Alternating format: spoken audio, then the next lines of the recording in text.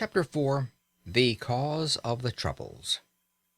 In order to come to grips at once with the question of time expenditure in all its actuality, I must choose an individual case for examination.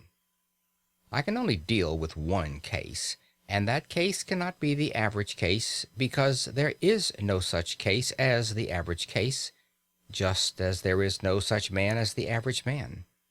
Every man and every man's case is special. But if I take the case of a Londoner who works in an office, whose office hours are from 10 to 6, and who spends 50 minutes morning and night in traveling between his house door and his office door, I shall have got as near to the average as facts permit. There are men who have to work longer for a living, but there are others who do not have to work so long. Fortunately, the financial side of existence does not interest us here.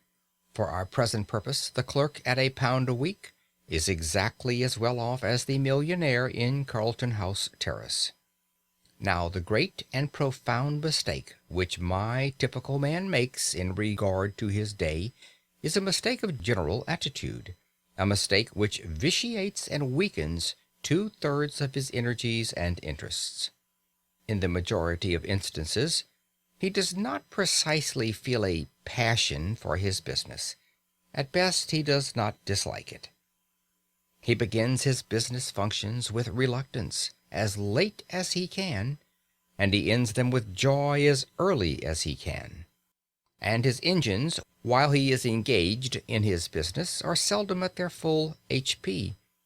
I know that I shall be accused by angry readers of traducing the city worker, but I am pretty thoroughly acquainted with the city, and I stick to what I say.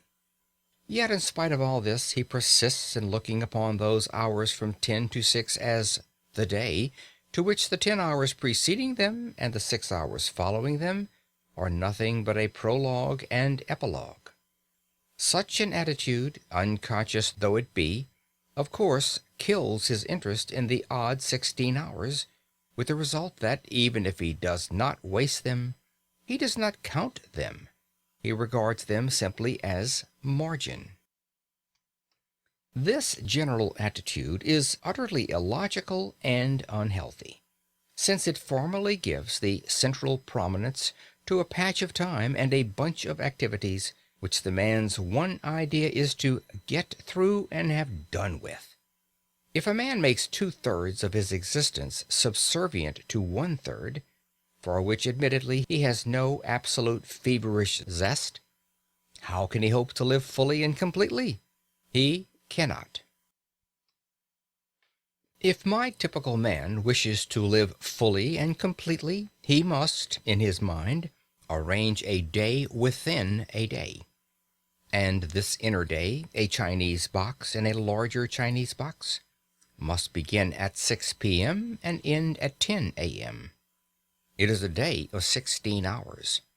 And during all these 16 hours, he has nothing whatever to do but cultivate his body and his soul and his fellow men. During those 16 hours, he is free. He is not a wage earner. He is not preoccupied with monetary cares. He is just as good as a man with a private income. This must be his attitude. And his attitude is all important. His success in life, much more important than the amount of estate upon what his executors will have to pay estate duty, depends on it. What? You say that full energy given to those 16 hours will lessen the value of the business 8? Not so. On the contrary, it will assuredly increase the value of the business 8. One of the chief things which my typical man has to learn is that the mental faculties are capable of a continuous hard activity. They do not tire like an arm or a leg. All they want is change, not rest, except in sleep. I shall now examine the typical man's current method of employing the 16 hours that are entirely his, beginning with his uprising.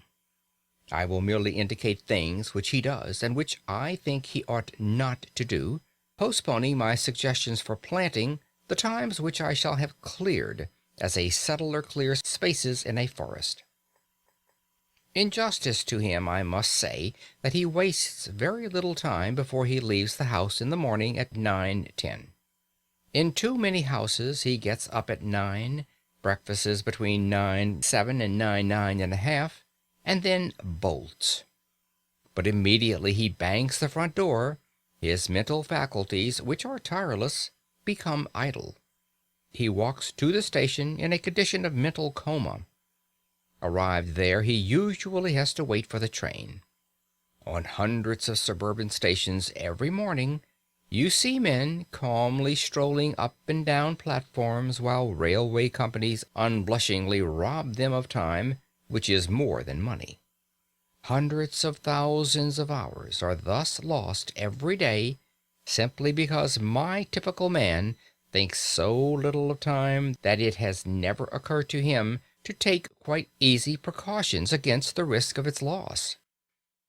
He has a solid coin of time to spend every day, call it a sovereign.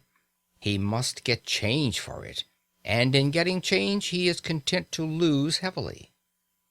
Supposing that in selling him a ticket the company said, "We will charge you a sovereign, but we will charge you 3 halfpence for doing so."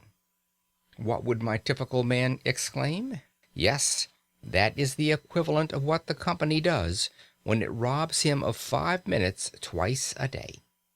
You say I am dealing with minutiae. I am. And later on I will justify myself. Now, will you kindly buy your paper and step into the train? End of chapter 4.